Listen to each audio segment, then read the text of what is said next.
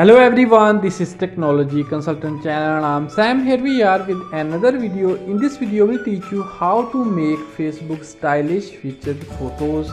For this one you have to open Facebook application and then you have to go to your account, click on edit public details, scroll down.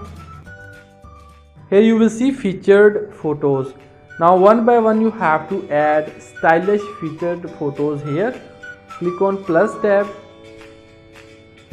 Now you have to select the photos from your phone gallery.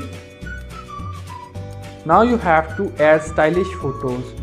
So first of all we'll add this one and then the second, third.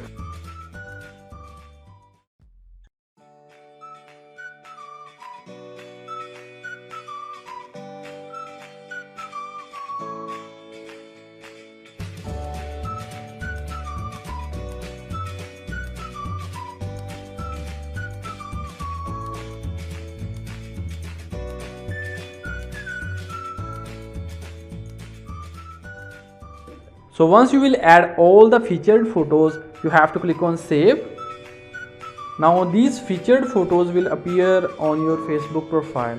You have to go back, refresh your account and scroll down, and then here you will see your Facebook featured photos.